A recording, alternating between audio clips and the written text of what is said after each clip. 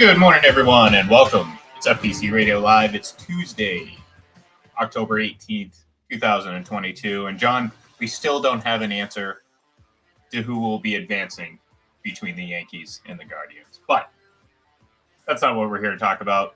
Had they actually played that game last night, we'd probably talk about it a little bit. But they did not, and we'll figure out when that actually happens. But last night we had a Monday Night Football game.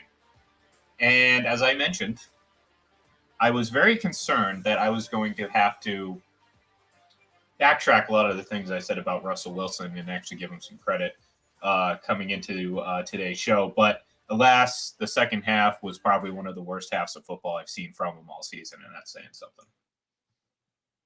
Yeah, he started off really hot, right? Russ 10 was for cooking. 10. He was 10 for 10, 114 yards. He looked great. And I'm a little harsh on him, and a little bit part of the shtick here, I guess. But the reality of it is, he looked really good. Yeah, no, from the first quarter on, he was 5 of 18 for about 60 yards. Couldn't move the football. Denver's defense is really good, and I'm assuming at some point there's going to be a mutiny on that team. 15 yards, John, in the second half and overtime. And I said it before, and I'll say it again because it actually played pretty well with you. It sounded like the prostitute that tried to pick up George and then found out he only had 15 yards. Like, really? Like, come on.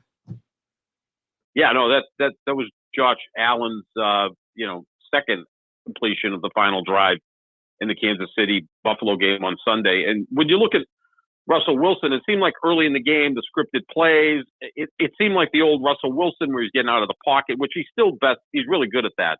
And I think sometimes the best way to defend him is keep him in the pocket. Again, he's 5'10", so sometimes he has trouble seeing over defensive linemen. That was – look, Justin Herbert was better, but not a lot better last night. He struggled as well. Yeah, neither team deserved to win, to be honest with you. No, it was yet another standalone game where you walked away and said, 19-16 in overtime, that should have been exciting, and it was like, just get this thing over so I can get to bed. Yeah, I mean, and like that's the thing too. And look, we both, the two of us, have had a lot of good things to say about Justin Herbert, and this isn't just a pile on Russell Wilson session. This is we're going to complain about quite a bit. There was a lot of bad football being played last night, not just from the quarterbacks. There was one cornerback, or actually a couple in particular. I think there's 4 pass interference penalties on one Denver cornerback, the rookie making his first start, but J.C. Jackson obviously got benched, but Justin Herbert hasn't. I've been very disappointed. Let's just put it that way. I mean, I had a lot of high hopes for him. I feel like he has a lot of talent, but I feel like he's regressed. Is that fair? I would say he's regressed. I'd say he's regressed a little bit. I mean, I'm going to look too at the offensive line. Rashawn Slater, the left tackle, who's one of the best in the business, is out. Corey Linsley, the top-notch center, is also out. So when you start to take away 40% of a quarterback's offensive line, it can have some sort of impact on them without question. Can we almost, now 6 weeks into this thing, almost say that quarterback play is a little bit down this year? Like in general? I'd say so. Oh, well, yeah, look, offenses are down. Offense is down, yeah. A touchdown less than last year, right? It was 49 points per game last year. It's down to 42. That's 20% drop. That's monumental. Yeah. Take the 2 old guys out of the equation. But, Mahomes has had his struggles at times. Herbert hasn't looked as good. Wilson's been a disaster. Joe Burrow's had some, so-so games. The one guy who seems to have been solid from start to finish has been Josh Allen. That's why, obviously, he's the leading contender to be league MVP. Perfect, and right, yeah. So I mean, I maybe we could just say quarterback play. Now, it's one of those catch-22 things. Is quarterback play down for a reason, or the quarterback's just not playing well? Well, that's and look, John, and we've seen this happen from time to time in other, I guess, categories or whatever, where sometimes you just have a year that's an outlier. You know what I mean? Like sometimes just, strange, whether it's a coincidence or it's, a similar variable. I don't know. It's just offense is down a little bit this year. And, they haven't, despite, I believe, and I hope I'm right on this. I think I saw it correctly, or maybe my my eyes were playing tricks on me. But I believe, despite all the attention that it's gotten, roughing the passer penalties are down. Mhm. That type of stuff that obviously influences offensive production has been down. Now, again, I mean, it doesn't mean that we haven't had bad calls. We had several of them in yesterday's game. Again, I'm not shocked, John, that there isn't this national outcry about favoritism in the league today as there was last week. But then again, there's a reason for that. No, last night, like I said, we saw mediocre football at best. At times, like you said, the scripted plays, maybe that's a little bit of a, fool's gold for us thinking Russell Wilson was finding his way. They looked great. And I'm sitting here thinking like, okay, this is the team or this is the offense that Denver was expecting. And, to your point earlier, like you'd be hard pressed to find someone who throws a prettier deep ball, especially when you're rolling out to the right. And that's something Russell Wilson does very well, but it doesn't necessarily make him a great quarterback. It just means that that's one of his strengths. And we've seen that through 6 weeks now that he just is not playing to the level I'm sure Denver fans are expecting. Now, again, I'm a little bit different. I've been harsh on him for quite some time. So maybe my opinion might be a little altered or a little bit, unreliable in that sense. But no, I mean, I look at a guy who looks limited. And I think a lot of the excuses used in Seattle, oh, the poor offensive line, oh, they didn't spend this. I mean, they had talent in on offense, and they could not produce enough wins to get back to a Super Bowl or actually be competitive really after those Super Bowl runs. I mean, think about it. DK Metcalf, we had Doug Baldwin was there for a while. Tyler Lockett. I mean, do we agree that Tyler Lockett may be the most like underrated great receiver in the league? Yeah, he's outstanding, as is DK Metcalf. Yeah, those two together, that's a really good receiver group to start with. Yeah, I mean, after the Super Bowl loss, Lynch kind of deteriorated at that point, going forward. And at that point, they decided it was going to be Russell Wilson's team. The defense broke up. They got old. And it was Russell Wilson's team. And obviously, he wasn't good enough to carry it. And, I just look at that Denver team. If they ever get the offense figured out, and they don't have to be a prolific offense, just a good offense, they could be tough because that defense is dynamite. I mean, they really are. Really good. I mean, Patrick Surtain is in the discussion as the best cornerback in football. Mm-hmm. I mean, he locked down Mike Williams last night. Mike Williams kind of helped the cause by, apparently forgetting how to catch the football. But and Justin Simmons, who went to BC, is one of the best safeties. They've got talent all over that defense, and it's really good. It's aggressive. It's smart. If they get the offense figured out, they could be a real bear to deal with. But it doesn't look anytime soon like they're going to get that offense together. No, I mean, I'm looking at that and I'm seeing, again, you had a great start. And like you said, I mean, you can chalk that up to just having that those first 15 plays scripted as what I mean, being just extra prepared. But after that, the wheels fell off. And I can't believe, and I absolutely regret not being able to come up with this on my own, but I saw a headline, I believe, on ESPN earlier. Let's slide. I should have been able to come up with that myself. I'm a little bit disappointed, but I don't want to sit here and pretend like I came up with that because I am going to use it quite a bit. Because I mean, that's what they're doing. I mean, they're just again, this is a franchise that the ownership didn't pick the coach, but they certainly picked the quarterback, and they chose to give him a massive contract. And this is something that is looking out right now through 6 weeks like an absolute disaster from every level, not just the dollar amount, but the performance relative to the dollar amount is just, I mean, they're on two opposite ends of the spectrum. What's scary about this is you gave up a lot of draft capital and talent to acquire him, sign him to this huge contract.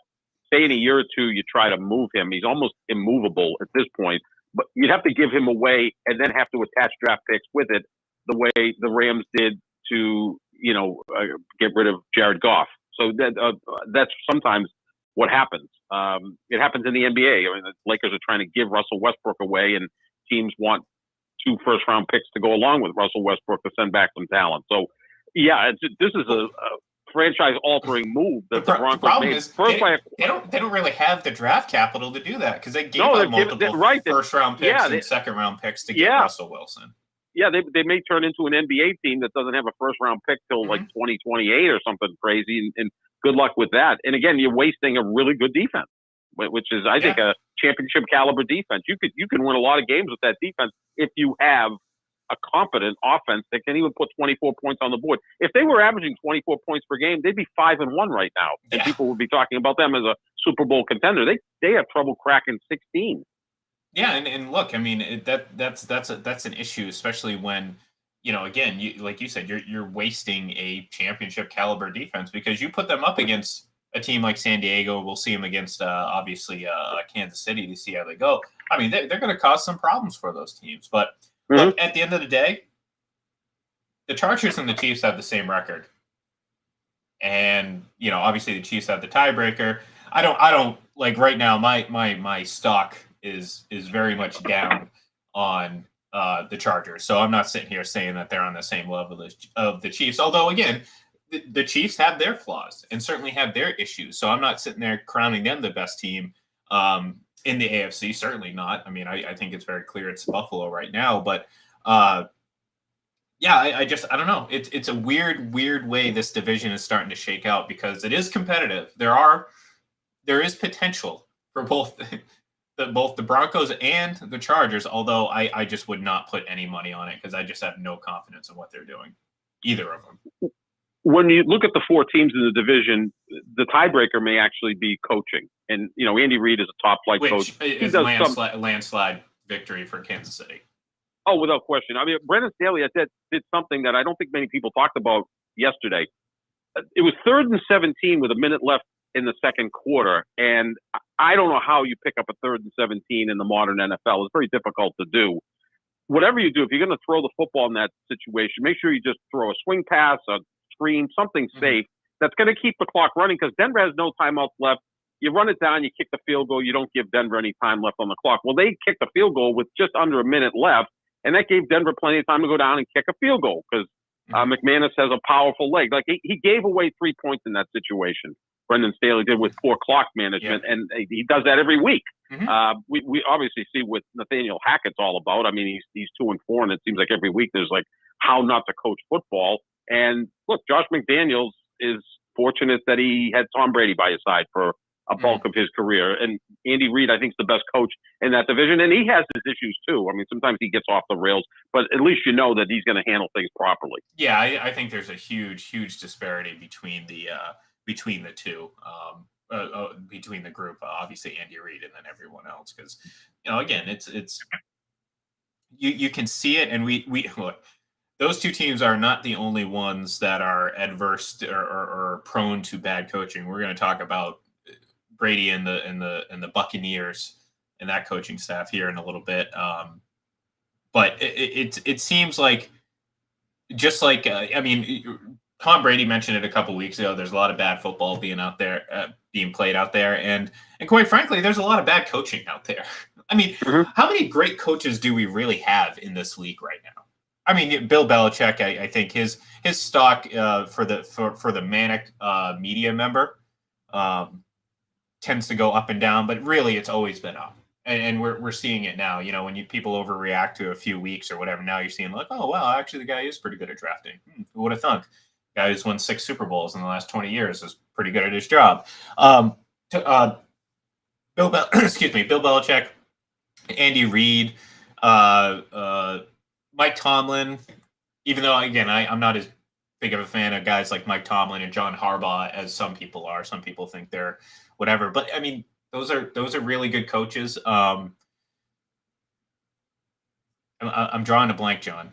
Is Pete Carroll's stock going up? He's 3-3 with Geno Smith. They moved on from Russell Wilson, so maybe his stock is up. I'd say it's going up. Although, again, I mean, he's also had plenty of time in this league, and again, he's a really good coach. Yeah, I mean, I would put him up in there begrudgingly. Actually, I don't even know. I mean, you have to put Sean McVay in. I mean, Sean McVay has got like. How do you know I was thinking about?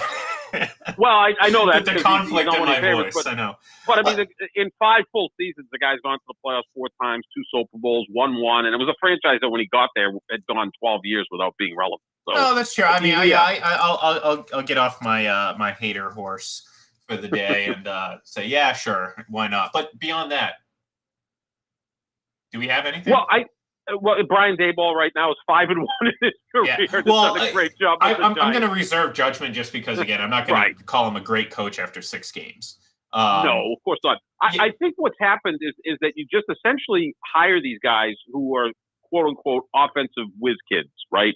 And I don't think they know how to coach so many of these guys, right? Or you go pick the defensive coordinator who has no clue about offense. Like, it'd be nice if you groomed a head coach so that when they take over, they kind of have an idea of what to do with all sides of the ball. And that's, again, why Belichick is so great. He's coached on both sides of the ball. He was ready. He was ready to, maybe not in Cleveland to be a head coach, but when he got here, he was prepared. So that's what you need to have. And you need to give them a little bit of time, to grow into the jobs. But, yeah, I mean, it just seems like offensive play callers / head coaches rather than the other way around. Yeah, I agree, and I think people get really excited about, like, just think where we were coming into week 1 with Mike McDaniel in Miami and where we're at now. It's almost it's night and day. Yeah. I said it last week, and I think that team's going to go into the tank at this point. I think it's because of the way they handle the Tua situation, not just for him not being able to play, but there's got to be a trust issue with the players on that team and the coaching staff and the front office, right, for the way they handle the Tua situation. And I think that could turn a 3-0 team into like a 3-7 team pretty quickly.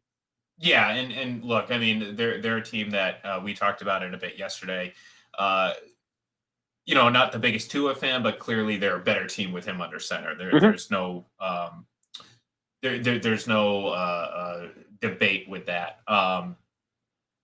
So I don't know, and again, so I'm not buying into that. Like I said, a lot of this has to do with hype. A lot of it has to do with more surface stuff. And that was always kind of like my deal with like Sean McVay and that type, that it's like, oh, okay, we got all this cool fancy technology. I likened it to Twister. By the way, John, apparently they're making a second Twister called, get this, Twisters. And it, follows the children of Bill Paxton and Helen Hunt. Rest in peace, Bill Paxton. Oh, yeah. I'm not gonna see it. I have no interest. I love the really first one. Creative. Yeah. I mean, it's literally the same, because again, the plot of that movie was Helen Hunt as a child saw her father sucked up. Sorry, spoiler alert, people, but guess what? If the movie came out in 1994, if you haven't seen it by now, I'm sorry.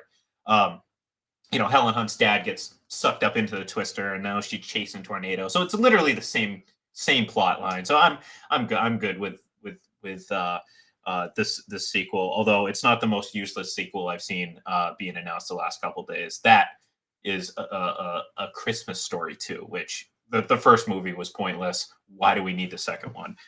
Right. But I'll save my holiday hot takes for a little bit later. And your hate for turkey. So, that's coming up. That's coming up. We're just around the corner. Halloween's just around the corner, which means Thanksgiving's just around the corner. So my campaign against turkey, my midterm elections or my midterm campaigns against turkey are coming up. But we're trying to work on.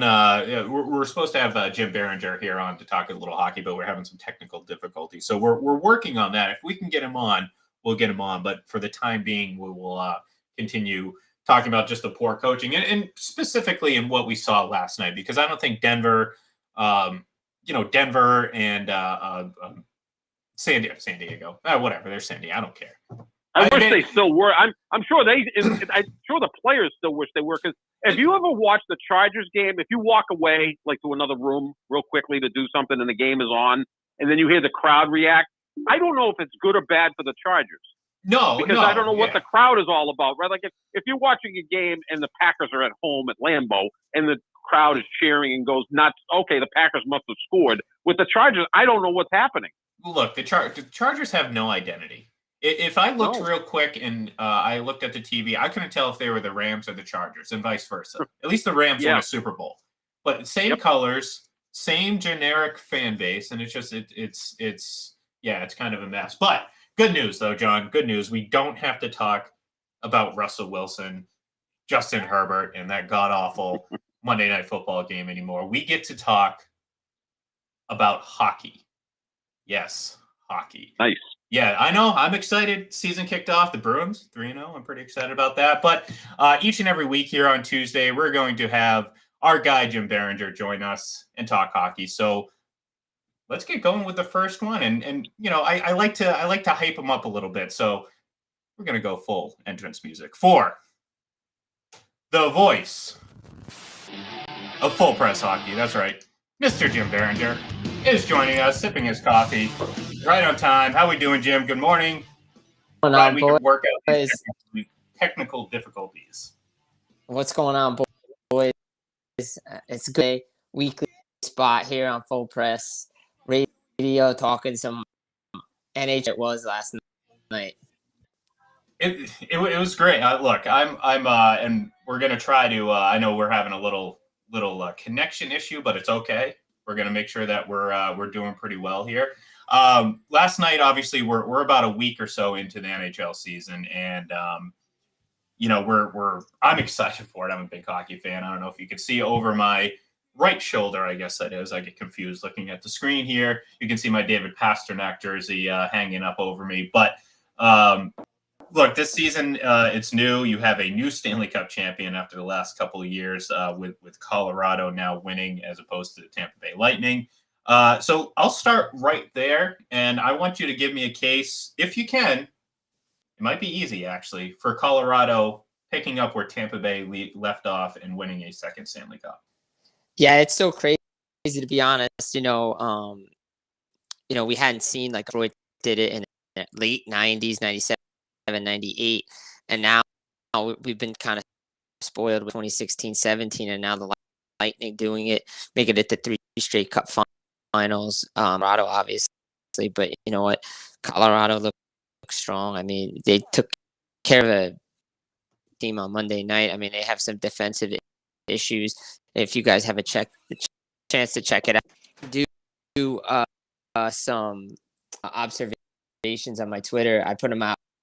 That's going to be fun to check out. But yeah, Colorado's defense looks very, very strong, and it is an upgrade to me over Kemper. I've never been a fan of his. There was a lot of weaknesses in his game, and when you have star power like McKinnon and Rantanen, and now you got Newhook filling, you thought that was going to be a loss. But guess what? Colorado seems to be rolling, and Jared Bednar seems when you got a Terry Lekin and Valerie Nichushkin. Chipping in with goals. We'll see. It's still early, but you know what? I like where Colorado is at. Hey, look, and I mean, they got to be excited. I mean, they had a great run. They finally got over the hump last year.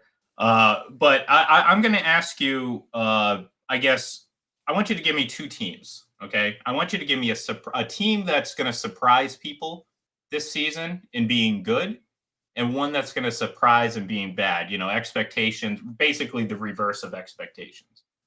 I think a team you need to keep an eye on is the Detroit Red Wings. Team in the about them.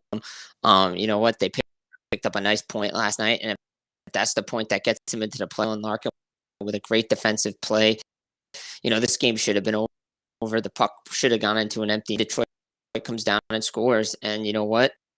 Good for them to get that point.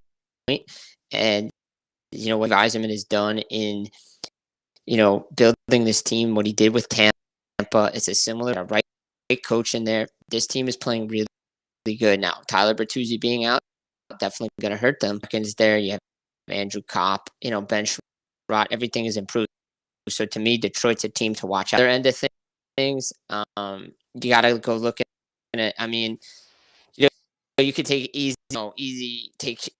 easy shots right now with what's going on in New Jersey.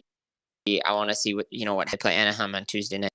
But to me, I think big disappointment right now to start. I mean, defensively, the first time ever a team has blown 3 multi-goal leads. I mean, that's not a good thing. There's hope in Vancouver for this team to make the playoffs, and JT, needs to get off the schneid and play better. This team can play better. Demko needs to play better around quickly. The Canucks will be a team that fades early on. Yeah, and look, I mean, I was one of the questions, I'm glad you brought up Vancouver, because one of the other questions I kind of wanted to sneak in here is, every year since 1993, we're asking the question, which Canadian team is going to get close? And it always seems like people buy into the Toronto hype at the beginning of the year, and then like fools, we realize, oh, once again they fooled us. What Canadian team is do you think is there any that are on the precipice of winning a cup, and that includes Toronto? Toronto in the mix, to be honest. Let's be realistic. They have a lot of problems, and it's just not goaltending. I mean, you can't lose to the Arizona Coyotes. I know the Coyotes have this streak going back to 2001 on the road in Toronto, but I mean, come on, like you have to beat that team but this team has a lot of problems and they need to figure it out. To me, it's the Calgary and Canada's Stanley Cup drought. The Huberdeau, Uyghur, I think both teams are going to be satisfied with the trade. You lock up Brad Living locks up Uyghur to 8-year extensions on Nazem Kadri. This team is deep. This team is good, and they're playing like a Daryl Sutter hockey team needs to play. Look out for the Flint and Calgary have a chance to meet up in the Western Conference Final. I like the way Calgary's team, the other team in Canada that can end this drought outside the Flames because they're just that good. Calgary took a big swing in the offseason, obviously making a huge move and trading Matthew Tkachuk. And, I think on the surface, it feels like they got the better of the deal. So, yeah, I mean, if there's a team right now that you're going to hitch your wagon to in the Great White North, it might be Calgary. And real quick, Jim, I know we're having a little, I think it might be on my end because my internet's been kind of a little funky, but we're having a little trouble with your audio. So I'm going to ask you one more question. And this is kind of a homer question because I am a Boston Bruins fan. Is it too early to overreact? Is it an overreaction to look at what we've seen the first 3 games and say this Boston Bruins team might be a lot better than I think a lot of people estimated coming into the season? I don't think so. I think this team is exactly where I thought they were going to be. I think when we talked on our Full Press Weekly hockey show on the podcast as well, Bruins. I didn't think David Krejci was going to make this much of an impact, but I knew him was going to be a big thing. And then you add Zacha in there, that check line, the checkmate line. Krejci are playing well. Bergeron, always a great leader. I think this team is just ready to explode. Mark looks good. Looks like the guy they're paying $5 million to. If this team can, Marchand comes back, McAvoy, we would be shocked if the Bruins make the play. That's music to my ears, Jim. And I want to say thank you very much. Next week we'll have hopefully all these little audio issues worked out, and maybe even an intro video for you to come rocking into the segment with.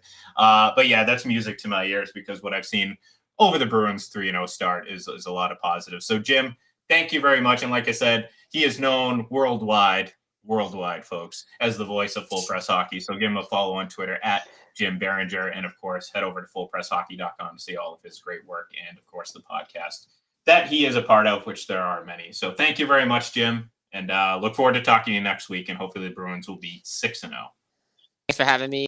And always a pleasure to join you guys talking some hockey here on a Tuesday. And enjoy the games tonight, everybody.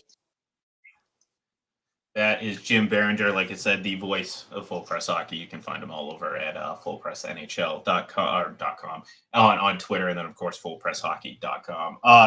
John, yeah, hopefully you got most of that. Like I said, unfortunately, we're having a little audio connection there issue, but we tried to get the most out of that. Next week, we will hopefully have those all solved. I'm excited. I've seen a lot of good things from the Bruins these first few games, but it's not just the start of hockey season, John.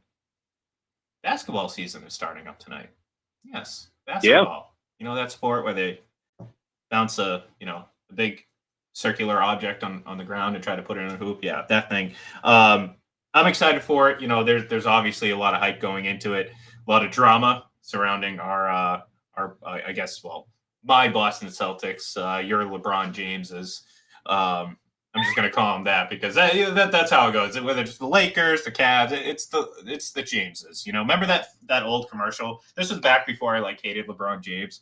The Jameses, where he was like the old man, he was the young kid and all that. I actually liked that commercial, and then that was really kind of the last moment that I enjoyed anything that he did. But again, that's the hater in me. Okay, you know what? I admit it. It is what it is. Before we get to that, though, and I want to let you think about your NBA Finals prediction because I'm going to let you give it at the end of the show, and we're going to, obviously wrap this up here in a little bit. But I have to go back and revisit the discussion we started yesterday about Tom Brady and the Buccaneers because I've seen professional former NFL players up in arms about Tom Brady's trip to a wedding. Now, this would be more of a bigger deal if, as the coaching staff said, and as I'm sure every team has done over the course of time, many players have gotten exemptions to leave before game. You know what I mean? This isn't like a big groundbreaking, oh my God, no player has ever left on a Friday and returned on a Saturday. And the reality of it is the guy didn't miss a day of practice. He rejoined the Saturday, with his team on Saturday. And the fact that people, and again, I say people as in, the national media is spending more time on this drama, quote unquote, than the actual X's and O's and talking about what is wrong with the Buccaneers. And it's what's been plaguing them all season. And we talk about poor coaching in last night's game. The Buccaneers, never a huge, not the biggest fan of Bruce Arians. Not that I didn't like him, but you know what I mean? I didn't, I was just like, okay, I think he's a pretty good. I was wrong. His influence is clearly missed on this team because, quite frankly, they're poorly coached. And the fact that you cannot, you have this unbelievably predictable. I'm literally sitting there watching. I had both the Patriots and the Bucs game on, obviously, on Sunday. Sitting there watching both games and basically calling out everything that they're going to do because it's that predictable. And if I can predict it, John, well, guess what? People that have studied defenses a lot longer than I have are going to be able to figure it out too. And this team is just, it's the urge to do the exact opposite of what you're good at is just mind-boggling to me. So you watch the Bucs kind of like the way I watch the Packers, where it's like I can call out the plays before they happen. Yeah. It's so predictable. Right. Yeah. And again, we're talking about two quarterbacks who I think should just be the offensive coordinators of their respective teams. I seriously, Peyton Manning was, right? He was the offensive coordinator essentially at this point. Why not let Brady run the offense? Why not Rodgers run the offense? I think they're pretty good at it. But in terms of Tom Brady and the the pushback about attending Robert Kraft's wedding on Friday night, the thing is, it's Tom Brady, so no matter what he does, there's going to be a segment of society that pushes back. No different than with LeBron. How many times have we compared them? A couple of years ago, LeBron missed a shoot-around with the Lakers in Boston, took a helicopter and went to the western part of the state to see his son play. Yeah. I think he was 15 at the time. To me, that's a pretty good dad, right? Does LeBron really need a shoot-around at this point in his career? And we've seen NBA shoot-arounds. Not a lot goes a lot in that. And then the Lakers got blown out that night, and everyone's like, well, if LeBron hadn't taken the helicopter to, I think it was west of Springfield, to see his son play, well, then maybe the Lakers would have won. Well, no, they wouldn't have. It's like if Tom Brady didn't go to the wedding, then someone would have actually ran a route on that bootleg where no one ran a route. Come on, exactly. People. And the thing is look, I'm reading the whole thing is there were current Patriot players there, like Devin McCourty was there, Matthew Slater, Coach Gerard Mayo, David Andrews was there. So look, he's close with Kraft. I think it's cool that they're bonding again. If there was any notion that they weren't, that maybe that was put to rest by the guy showing up at a wedding. He was there for Friday's walk-through practice, whatever it was, took the flight to New York and then met the team in Pittsburgh. I don't think he missed much of anything.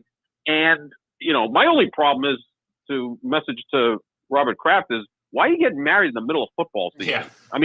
maybe do it in the summer where you can get a better turnout with anybody pushing back. But again, he's 81. He probably figured, let's get this thing done now. That's true. But with Brady and with LeBron, those are the two guys that no matter what they do, there's going to be tremendous pushback. And then on the other side, there's going to be a lot of people that support them and will, die on that hill. So, I think that's where we're at with those two guys. I find it, mostly entertaining, but then it's like, again, me, I'm not the biggest Shannon Sharp guy. I think the guy, just like Skip Bayless, they play a role, and that's what it is. I just think it's kind of ridiculous because they kind of look foolish, both of them, doing what they do. But then again, their pockets are lined with a lot more money than mine. So who am I to judge, But the thing is, it's like I look up and I see now professional football players, again, the characters, not analysts. There's a difference between people that go out and actually analyze the game and then go up and then talk about the drama. Questioning Brady's commitment. Like I'm sitting here thinking, like, the guy that's now in his 23rd season for 22 years.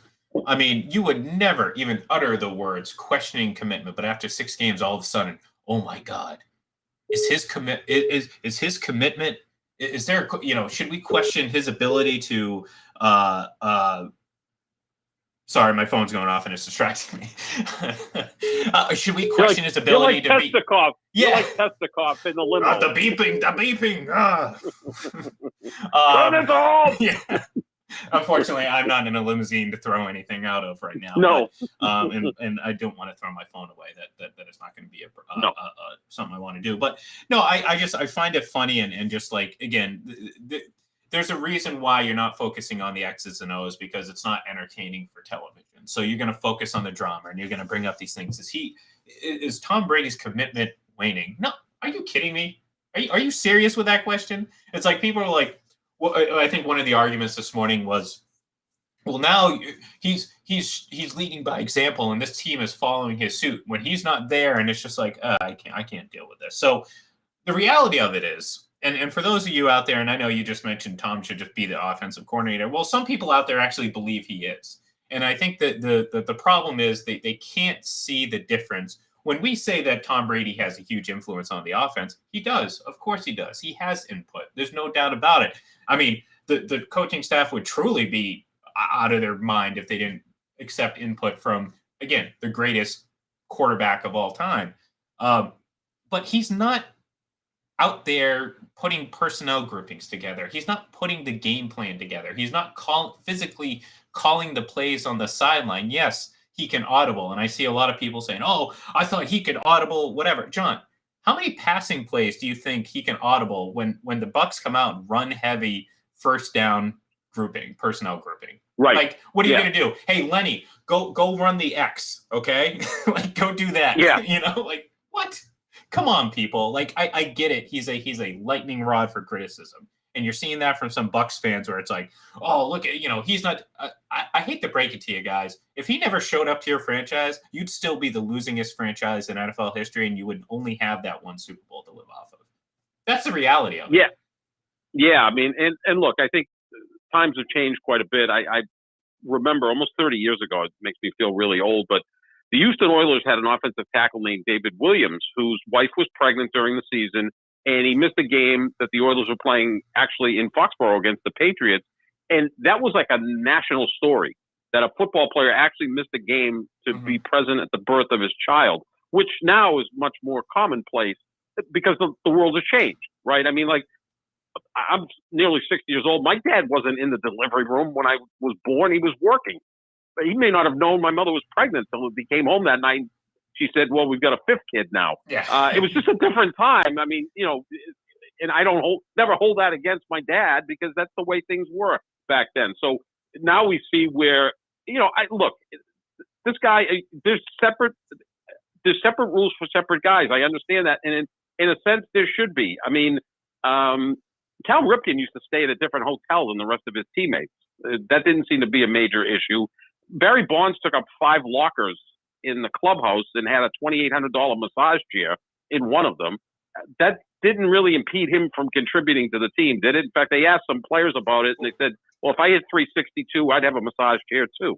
Or maybe you should get a massage chair and maybe you'll live 3. Well, the thing is, what's really, again, the craziest thing about all this is taking, again, if I were to ask you who's, and a lot of people I think would say who's the best leader in football, in the NFL. Well, obviously it's Tom Brady. I mean, everything about Tom Brady, like, exudes leadership and all that stuff and everything like that. But again, now in order to get a reaction, the discussion is, oh, is he really a leader? Now I'm seeing people on Twitter. I mean, again, dummies. I mean, that's a nice way to put it. On Twitter saying, "Oh, he wasn't never really a leader, just a guy with elite D." I'm just like, "Oh, okay, I can't deal with it." But again, these talking points resonate from and grow from these talking show, these talk shows on ESPN, and that's all it is. It's a gossip talk show because the reality of it is, if they were really interested in asking and finding out what was wrong with this Buccaneers team, they'd be examining the play calling.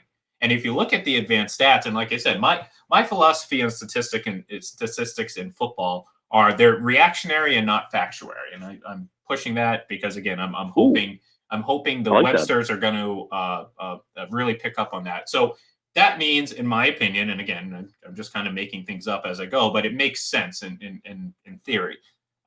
The stats that are available, it's just a collection of data of things that have happened in the past. So they give you more of an idea, give you more context for what has already happened. They're not predictive. Mm-hmm. They don't tell you exactly what's going to happen. So when I look at stats, I like to see after the fact, not to predict what I'm going to see in the future. So when I look at the advanced stats when it comes to, let's go to EPA, the thing that basically won Aaron Rodgers MVP. So last year, people valued it and said it was very important. I don't know. This year, you know how these things change. But if you look at EPA and you look at like the success, the offensive success, running and passing the ball in just about every scenario, whether it's first down, whether it's on third down, whether it's on opening drive, it doesn't matter.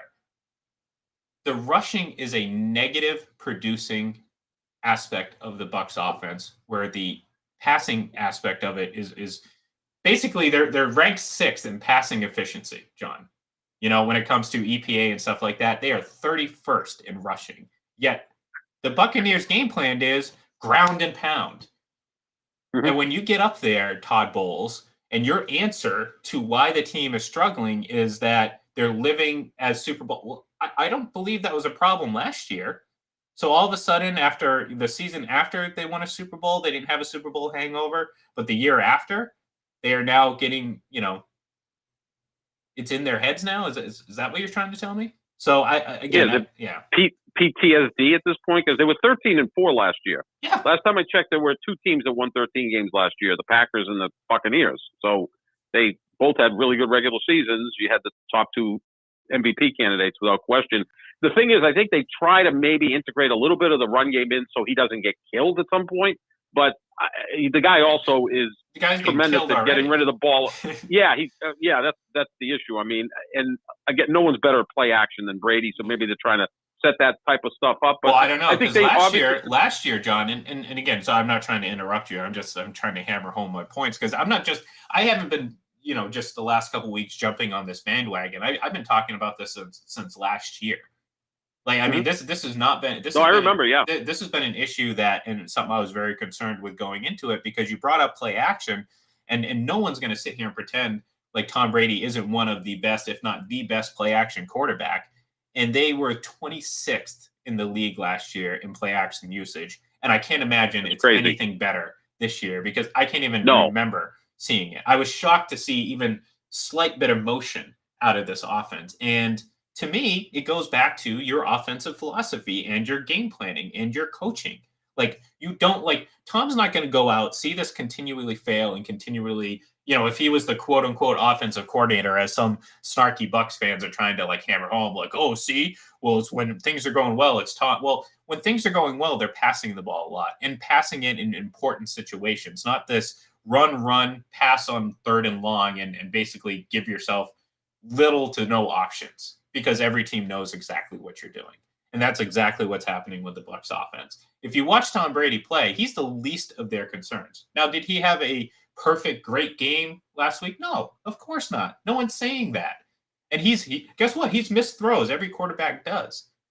But to sit here and pretend like he is the problem, or if like, there's a distraction going to a wedding, no, it's just avoiding the actual conversation. And that this coaching staff is kind of it's trash, really.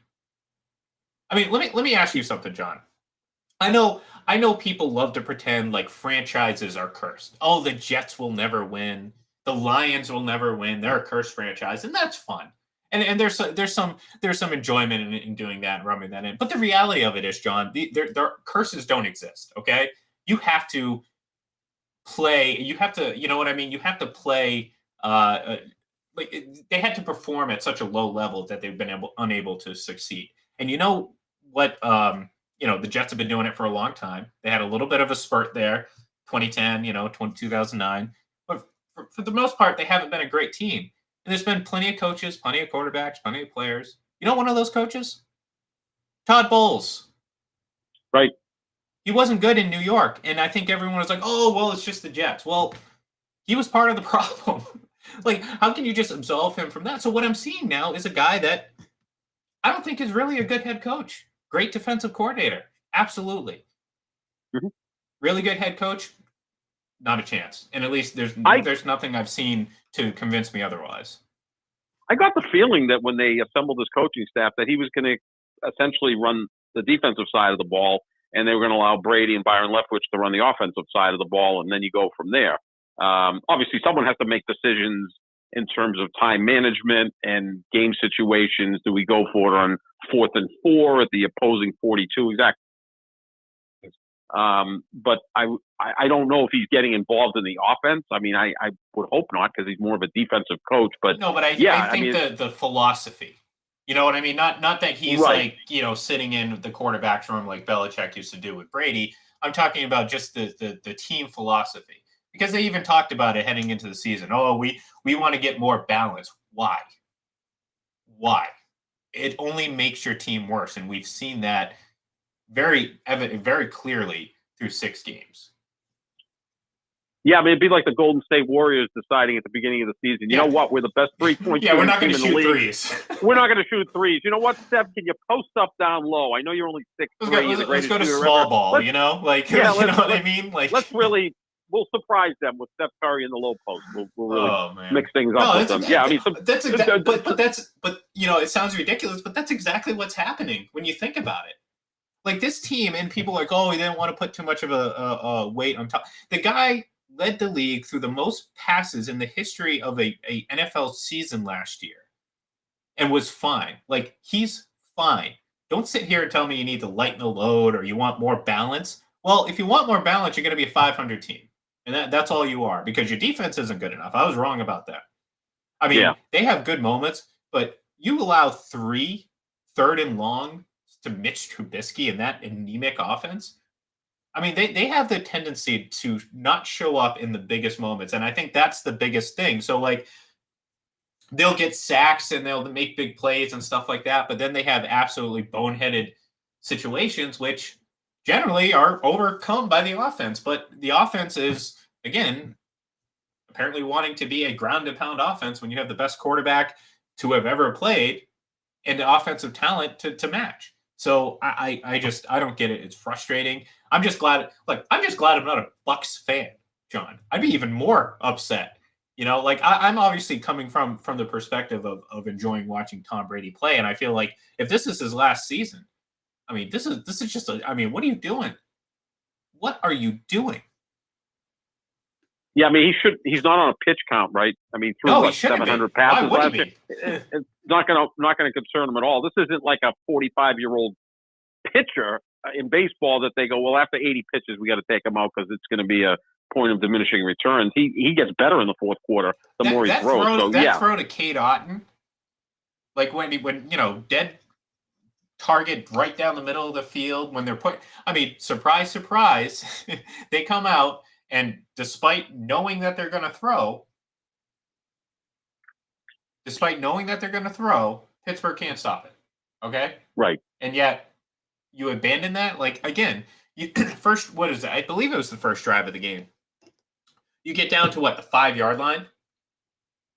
You know how you got down there? By throwing the ball. What do? Mm-hmm. Back-to-back runs, and all of a sudden, you're in third and goal situation, long yardage, and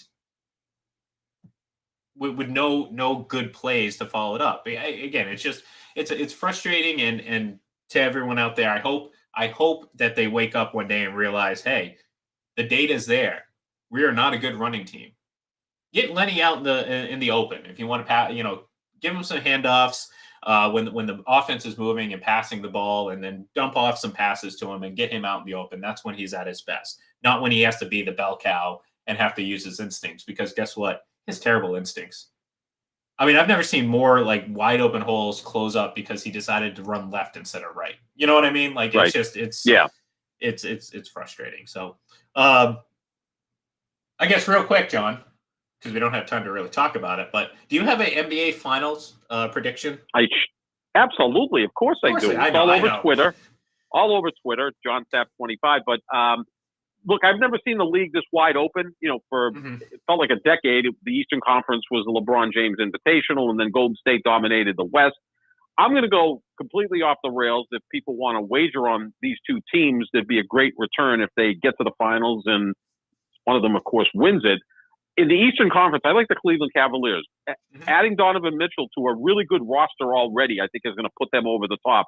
The Eastern Conference is so deep that the Celtics, who are the defending Eastern Conference champs, if they finish like third or fourth, they might be playing Miami or Brooklyn in the first round, or even Cleveland in the first round. They could get bounced because they're playing a team that's right there with them in terms of talent. So I'm going to go with the Cavaliers to win the Eastern Conference. And I'm going to go with the Denver Nuggets to win the Western Conference. One reason being that Nikola Jokic has won the last two MVPs.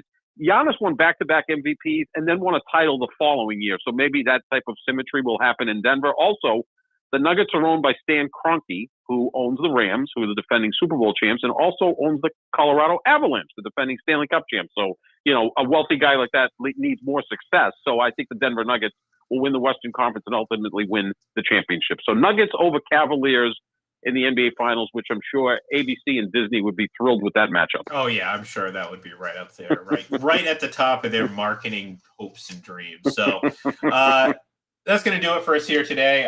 Thank you, everyone, for tuning in. Thank you, Jim Behringer, for joining us. And obviously looking forward to next week when we talk some more hockey on a Tuesday. But we will be back, John and I, on Thursday to start previewing Thursday Night Football and, of course, Week 7 in the NFL, because that's what we do each and every Thursday, each and every week, because it's the NFL and the world revolves around it.